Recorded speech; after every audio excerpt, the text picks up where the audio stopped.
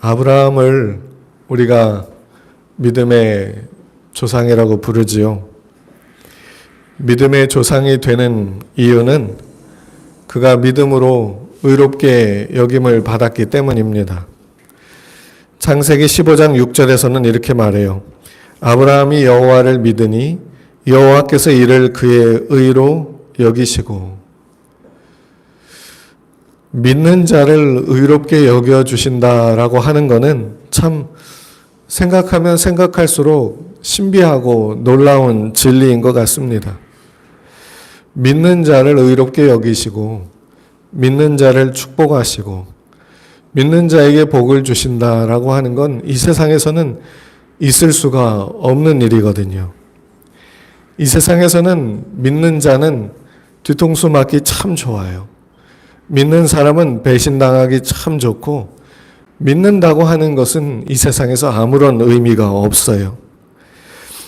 믿음이라고 하는 것은 행위도 아니지요. 사람의 속에서 일어나는 일이니까. 공로라고 볼 것도 없고 행동이라고 볼 것도 없고 아무것도 누구도 귀하다고 여길 만한 것이 없어요.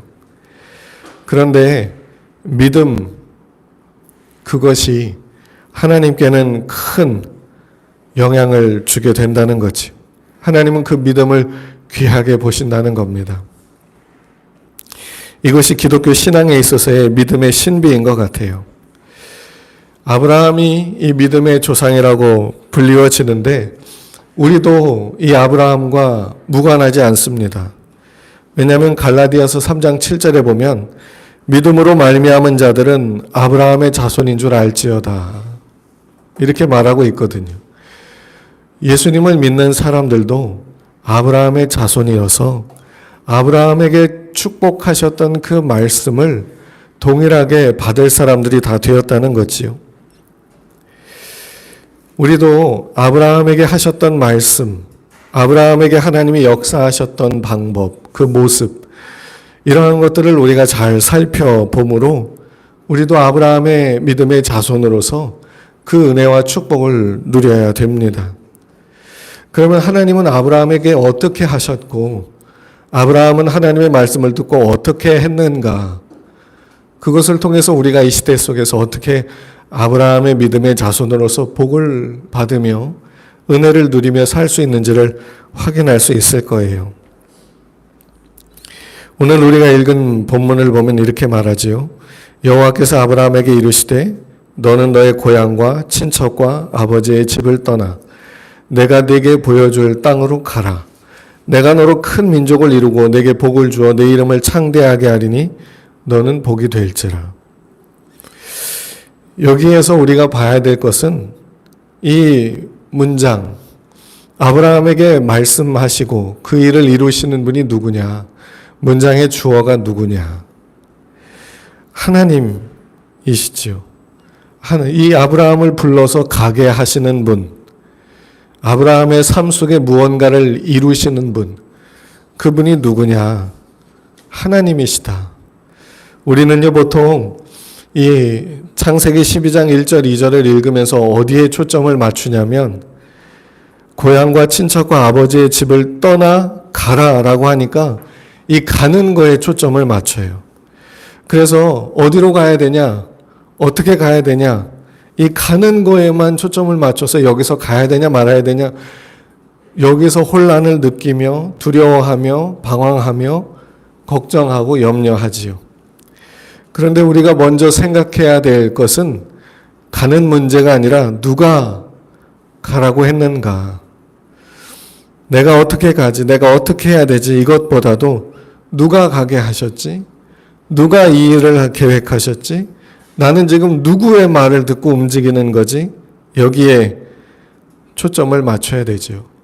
아무리 가도, 아무리 잘 가도, 아무리 가만히 있어도 그건 그 자체로는 의미가 없습니다. 하나님이 가게 하시면 가면 되는 거고 하나님이 멈추라 하시면 멈추면 되는 거지요.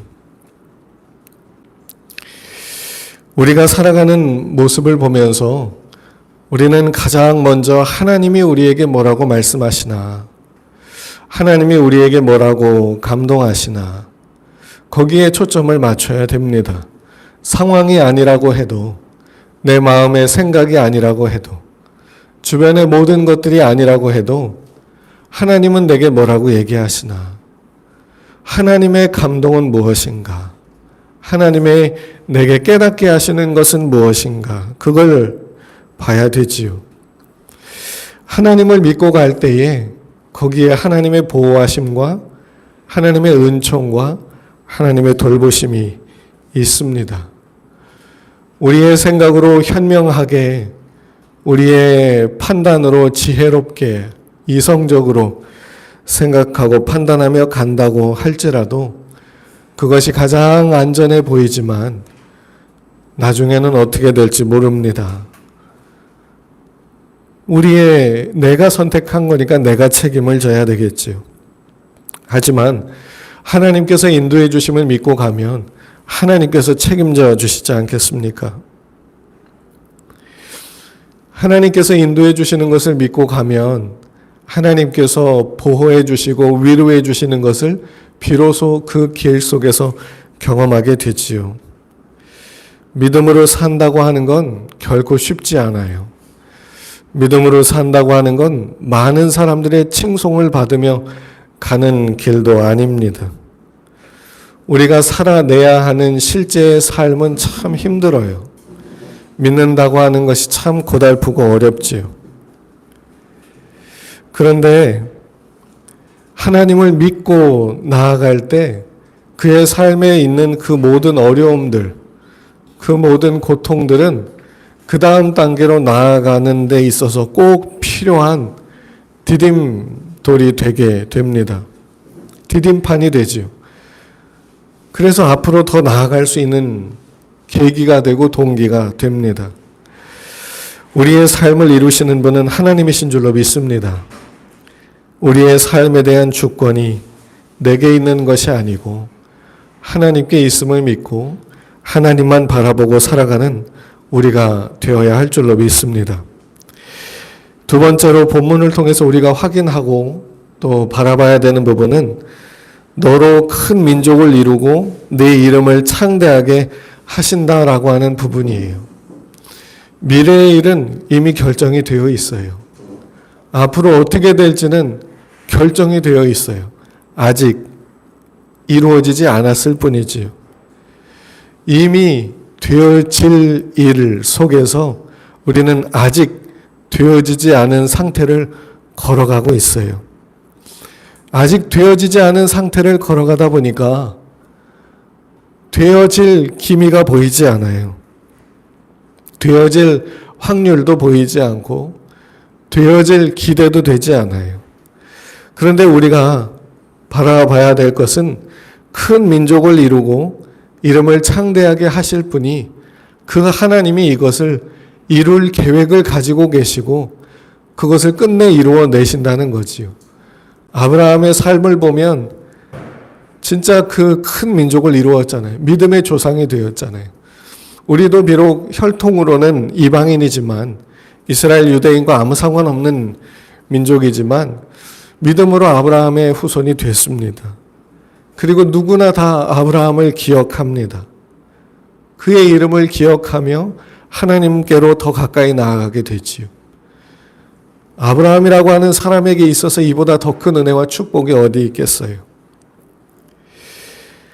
창세기 39장에서는 아브라함의 자손인 요셉이 복의 근원이 된 것에 대해서 이렇게 말해요. 여호와께서 요셉을 위하여 그 애굽 사람의 집에 복을 내리심으로 여호와의 복이 그의 집과 밭에 있는 모든 소유에 미치게 되었다.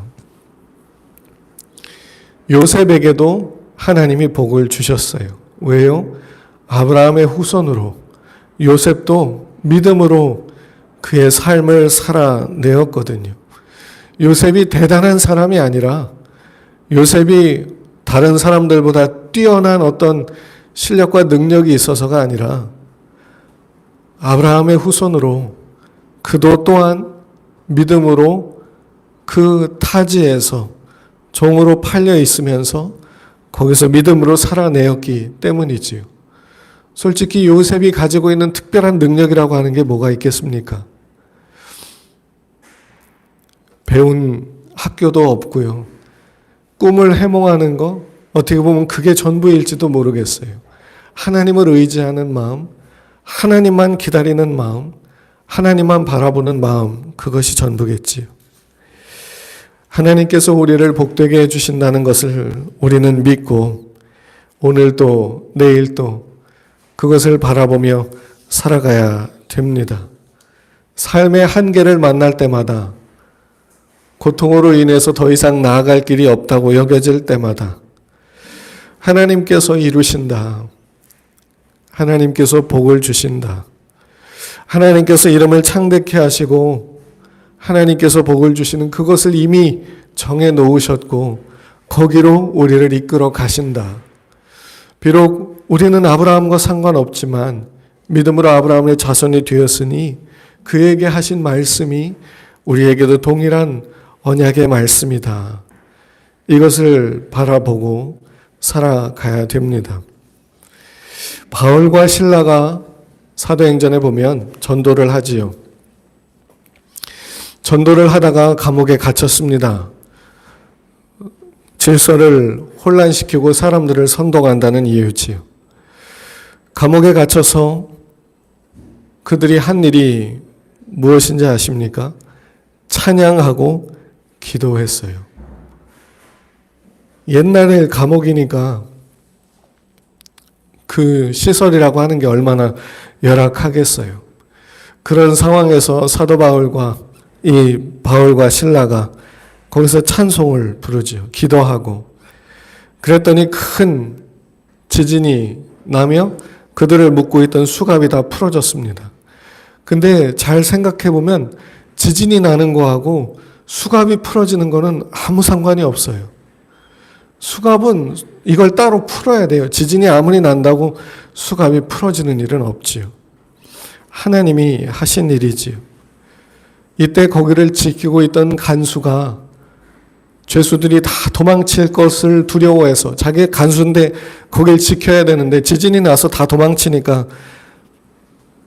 임무를 잘 수행하지 못한 것으로 사형당할 확률이 너무 높아졌지요. 그래서 이 간수가 너무 두려워한 나머지 칼을 빼서 자결하려고 합니다. 이때 바울이 그 간수를 말리지요. 그러면서 한 말이 우리가 다 아는 말이에요. 주 예수를 믿으라. 그리하면 너와 내 집이 구원을 얻으리라. 이 말은 단순히 예수 믿으면 천국 간다는 얘기가 아니에요. 그 상황에서는. 물론 예수 믿으면 천국 간다는 의미도 들어있겠지만 지금 간수 입장에서는 자결하려고 해요. 그러면 지금 사도 바울이 죽으면 천국 간다. 그러니까 자결을 잘 해라. 이런 얘기를 하는 건 아니잖아요. 하나님이 너를 그 상황에서 건져주신다는 의미지요. 예수님을 믿어라. 그리하면 그 상황과 그 어려움에서 벗어나게 된다. 이런 의미 아니겠습니까? 우리의 삶 속에서 우리를 구원하실 분, 나와 내 가족을 구원하실 분, 우리의 삶에 복을 주실 분, 그분이 주님이신 것을 믿어야지요. 아브라함이 믿은 것처럼 우리도 먼저 믿어 그 후에 구원을 얻게 되어야 합니다. 하나님께서 우리를 위해서 이미 복을 결정하셨다. 이미 잘되게 하실 것을 예정하셨다. 그리고 아직 되지 않은 이 고난의 길, 고통의 길을 걷게 하신다. 이것을 바라보며 좌우로 넘어지지 말고 믿음으로 나아가야 될 줄로 믿습니다. 그리고 이 세 번째로 우리가 여기서 봐야 될 부분이 뭐냐면요. 하나님이 우리의 소원을 통해서 우리를 인도해 주신다고 하는 거예요. 아마 다 들으셔서 아시겠지만 1절과 2절을 잘 보면 하나님이 아브라함에게 너의 고향과 친척과 아버지의 집을 떠나 가라고 할 때 어디로 가라가는지 말씀을 안 하셨어요. 목적지가 어디다. 가나안 들어봤니? 가나안? 그 땅이야. 거기로 가라. 가다 보면 어떤 사람들을 만날 거야. 그들이 어디로 갈지 알려줄 거야. 이런 얘기가 전혀 없어요. 이 아브라함의 입장에서는 일단 가야 돼. 출발해야 돼요. 가라고 했으니까. 아버지, 어머니, 그리고 아브라함의 가족들, 친척들이 너 어디 가니? 어디로 가니? 어떻게 갈 거니? 가면은 뭐 할 거니? 다 물어볼 거 아니에요. 근데 대답할 말은 없어요. 근데 아브라함의 말을 듣고 온 가족이 다 갑니다. 어딘지 모르고 갑니다. 그러니까 아브라함은 생각하겠죠. 자기의 판단을 가지고, 자기의 지식을 가지고, 자기가 알아본 정보를 가지고 가겠죠. 자기가 살고 있던 우루 지방을 떠나서 서북쪽 하란으로 갑니다. 그리고 거기서 있다가 다시 서남쪽 가나안으로 또 내려갑니다. 그리고 거기에서 이제 머무르고 있을 때 그때 비로소 하나님이 아브라함에게 나타나셔서 뭐라고 하시냐면 여기다. 내가 너에게 주려고 했던 땅이 여기다. 내가 이 땅을 내 자손에게 주겠다. 거기서 그런 말씀을 하시는 거예요. 이게 얼마나 황당한 일입니까? 만약에 아브라함이 가지 않았다면, 출발하지 않았다면 들을 수 없는 말씀을 가서 들은 거지요. 가나안 땅에 갈 때까지 그 모든 과정 속에 아브라함은 자기의 판단을 믿고 갔어요. 하나님께서 이끌어 주실 걸 바라보며 그 안에 드는 감동과 하나님 어디로 갈까요? 하면서 자기가 좋게 보여지는 곳을 향해서 갔지요. 하나님이 우리에게 말씀을 하실 때 하나부터 열까지 다 말씀해 주시는 경우는 없는 것 같아요. 있기는 있어도 극히 드문 것 같아요. 아니 거의 없다고 봐도 무방할 정도인 것 같아요. 우리에게 무엇을 하라, 우리에게 무엇을 시작하라, 아니면 가라, 뭐 어떤 말씀이든지 감동을 주시고 깨달음을 주시고 우리 마음을 막 움직이셔서 그런 소원을 갖게 하시고 열정을 갖고 열망을 갖게 하시죠. 그러면 거기서 이제 어떻게 해야 되나? 그게 참 문제인 것 같습니다. 이때 우리는 이 아브라함과 같이 기도하며 생각하고 또 생각하고 선택하며 그 과정 속에서 하나님이 어떻게 인도하시나를 바라보며 점검하고 더 좋은 방법을 생각하고 나아가야 되지요. 하나님은 우리에게 소원을 두고 행하게 하신다고 하셨어요. 이 말은 참 의미심장한 말입니다. 소원을 두고 행하게 하신다. 우리가 신앙생활하면서 제일 답답한 게 뭐냐면 아이 참 누가 나타나서 내게 A다 B다 딱 얘기해주면 너무 좋을 텐데 그런 사람이 없다는 거예요. 하나님도 우리가 기도할 때 A, B, C, D 중에서 B야, 아니 A, B, C, D 중에서 D야 이렇게 딱 뭐라고 콕 집어서 말해주시고 그러면 걱정할 것도 없고 염려할 것도 없고 그냥 담대하게 부딪혀 나아갈 수 있을 것 같은데 그렇게 하지 않으시지요. 우리에게 소원을 두고 행하게 하신대요. 우리 마음에 열정을 두고 가게 하신대요. 그렇기 때문에 어려움이 있어요. 내 안에 소원이 있고 열정이 있지만 이건 어떻게 보면 내 판단이잖아요. 내 느낌이잖아요. 그러다 보니까 반대되는 환경, 반대되는 어려움들을 만날 때 감당하기가 쉽지가 않은 거지요. 그래서 기도가 중요한 것 같아요. 기도가 중요하고 하나님이 또 오늘 또 내게 뭐라고 말씀하시나 성경을 읽으며 하나님께서 인도해 주시는 것을 바라보며 매일매일을 살아가는 그 삶의 훈련이 너무나도 중요한 것 같습니다. 그렇게 해야 하나님의 인도하심을 한 발자국 한 발자국 내딛어 나아가거든요. 주의 말씀은 내 발의 등이라고 했어요. 이 등이라고 하는 말은 등불, 후레쉬가 아니란 얘기예요. 저 몇 미터, 몇십 미터, 몇백 미터까지 비춰주는 그런 서치라이트가 아니라는 거예요. 이 등불의 가장 큰 특징은 딱 불을 켜면 거기만 밝아져요. 안 볼 부분들 보고서 키고 앞으로 가야 되는데 쓸데없이 뒤에 옆에까지 다 비추거든요. 그러니까 앞에 보여주는 범위도 되게 적어요. 그래서 말씀의 등불을 비치고 가면 딱 보고 내디딜 수 있는 건 한 발자국 내지는 두 발자국이 전부지요. 그런데 하나님은 우리를 그렇게 인도해 가신다는 거지요. 주의 말씀은 내 발의 등이요 내 길의 빛입니다. 우리가 빛 가운데 걸어갈 때 하나님의 말씀의 빛을 비추며 한 발자국 두 발자국 내디뎌 나아가는 거 아니겠습니까? 우리가 저 앞을 바라보고 막 걸어가더라도 목적지에 도달하지 못할 수 있어요. 그런데 한 발자국 내디뎌 갈 때 하나님이 그 길을 인도해서 목적지에 이르게 만들어 내주시지요.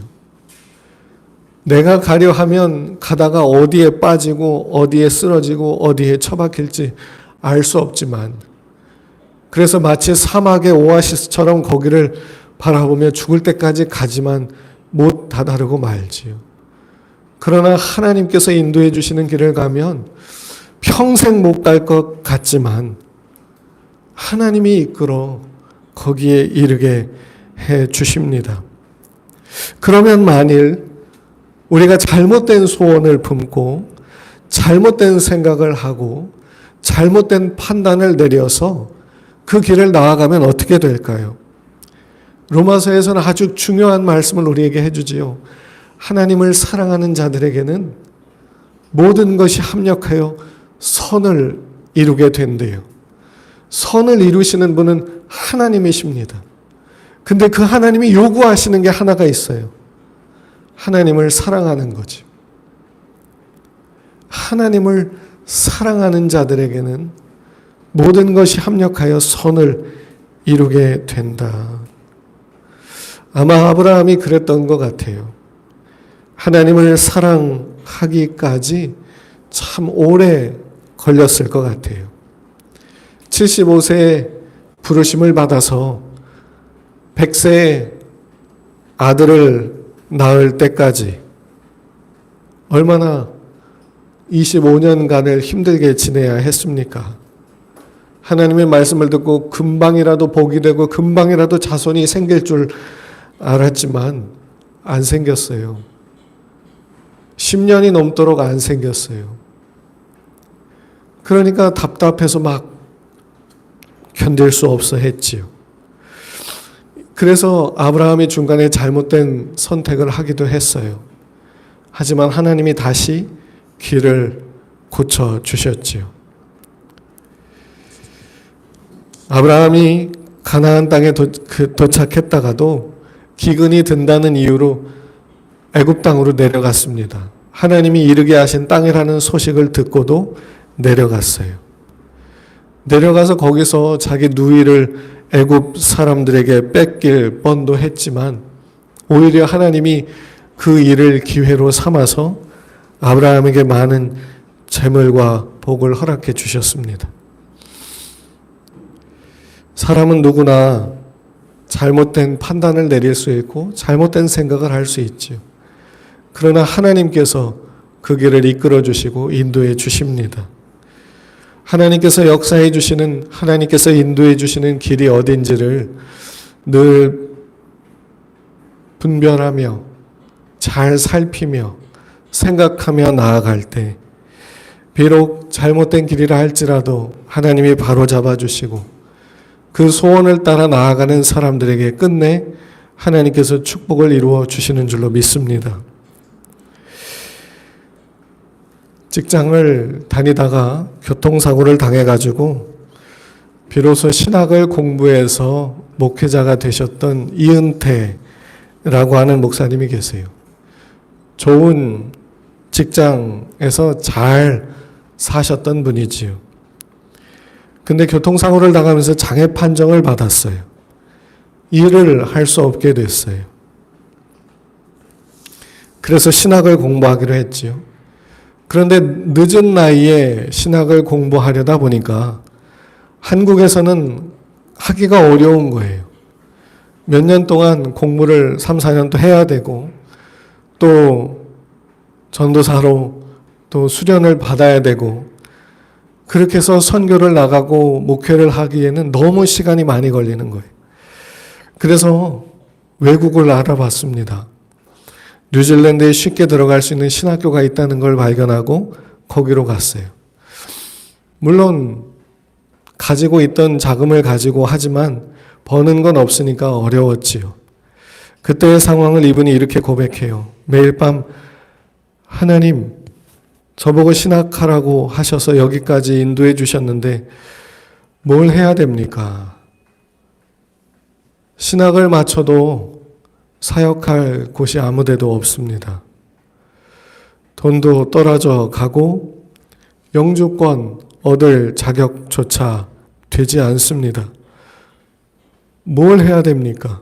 이걸 가지고 밤낮 기도했지요. 밤낮 기도하는데 하나님이 이런 마음을 주셨대요. 염려하지 마라.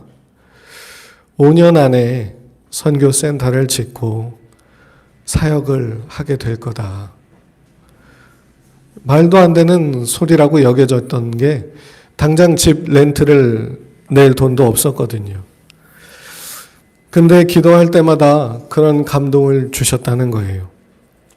그래서 그걸 사람들에게 말하기 시작했대요. 하나님이 이렇게 해주신대요. 5년 안에 이렇게 사역할 수 있도록 해주신대요. 3년 동안 아무 일도 일어나지 않았습니다. 아무 일도 일어나지 않았대요. 똑같은 일상. 금전적인 어려움이 가장 컸고 생활하는 거 자녀들 어려웠대요. 그런데 여느 때와 똑같이 기도하던 그때에 이분 얘기예요. 실버데일이라고 하는 지역에 가서 땅을 사야 되겠다 하는 마음이 들었대요. 거기는 양과 소들만 있는 그냥 초원이었지요. 그러니까 뭐 건물이 없고 주변에 집이 없었대요.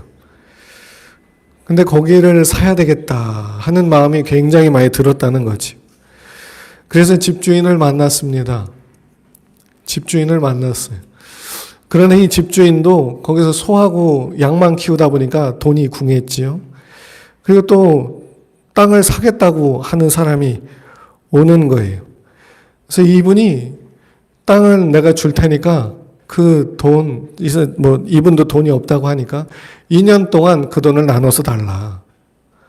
그러니까 임대료를 받는 것처럼 명의는 넘겨주고 임대료를 받는 것처럼 땅값을 나눠서 받기로 했어요. 근데 그렇게 한 이유가 뭐가 있냐면 소유한 땅에 대한 세금을 이 사람 보고 내게 하게 하려고. 어차피 그 땅 가지고는 이 사람도 뭘 할 수 없는 상황이니까 팔려고 하는 마음은 있었거든요. 근데 세부담이 항상 크니까 그런 생각을 했던 거예요. 그래서 이분이 어떻게 해가지고 뭐 땅값을 한 번에 주는 게 아니라 2년 동안 나눠서 주니까 그렇게 했다는 거지요. 그런데 10개월 만에 7배가 뛰었답니다. 그래서 7배가 뛰어서 그 소유가 자기 거니까 땅을 팔아서 그 주인한테 다 주고 나머지를 가지고 건물을 지어서 실제로 5년이 됐을 때는 그 사역을 하고 있게 되었다는 거지요. 물론 이분의 상황이 모든 사람의 상황에 그대로 적용될 수는 없을 겁니다. 하지만 우리가 여기서 볼 수 있는 것이 뭐냐면 하나님의 인도하심을 믿고 나아가는 사람에게는 하나님의 역사하심이 있다는 거지요.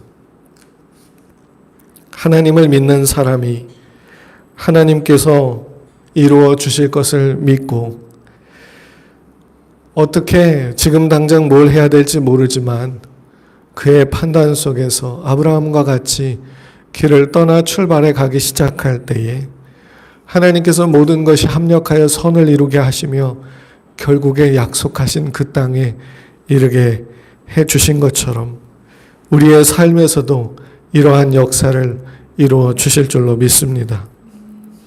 하나님은 내게 뭐라고 말씀하시나? 하나님은 내게 무엇을 감동하시나? 하나님의 말씀을 우리가 매일 말씀 문자를 가지고 묵상하잖아요. 솔직히 그 말씀들이 그날과 아무런 상관이 없을 때도 많아요. 그날 말씀을 묵상한 것이 그날을 사는 것과 아무런 관계도 없을 때도 많아요. 그런데도 불구하고 우리가 매일 말씀을 읽어야 하는 이유가 어디 있냐면, 말씀을 읽고 거기서 하나님이 주시는 감동이 무엇이며 그 말씀의 내용을 통해서 내게 깨닫게 하시는 것이 무엇인가 하는 것을 찾아가는 그 열심과 그 노력이 훈련이 돼서 하나님이 우리에게 감동하시고 이끄실 때 주님의 인도하심을 잘 따르게 되어진다는데 그 의미가 있습니다. 매일 상관없이 들려지는 그 말씀을 가지고 묵상하는 사람이 우리에게 있어서 가장 큰 소원은 다시 오시는 주님이 우리를 데려가시는 거잖아요. 이리 오라. 네, 여기 있습니다. 어떻게 대답을 할 수 있겠어요? 그 말씀을 듣고 대답하려면 하나님의 말씀에 귀를 기울여 본 사람이 듣지 않겠습니까?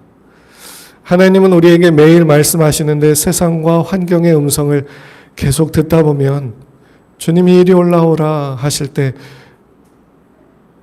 어떻게 그 말이 들리겠습니까? 아유, 이상한 소리. 내가 미쳤나 보다. 그러진 않을까요? 아브라함은 이 길을 떠나 출발할 때 롯보다 좋지 않은 땅으로 가야 했던 때도 있었어요. 하지만 아브라함이 간 그 땅을 하나님은 더 복되게 해 주셨습니다. 우리가 오늘 살아가야 하는 삶의 모습이 좋지 않을 수 있습니다. 힘들 수 있습니다. 그러나 우리는 아브라함처럼 살라고 부름받은 사람들입니다. 하나님께서 인도해 주심을 믿고 나아갈 때 하나님께서 우리에게 복을 주시고 하나님의 그 은혜를 이루시고 하나님의 그 축복을 우리에게 성취해 주실 줄로 믿습니다. 아브라함을 복되게 하셨듯이 우리도 또한 복이 되게 하사 이 세상 속에서 예수를 드러내고 하나님의 살아계심 창조주 하나님을 드러내도록 역사해 주실 줄로 믿습니다. 이를 이루시는 하나님을 믿고 살아가는 저와 여러분들이 다 되시기를 주님의 이름으로 축복합니다.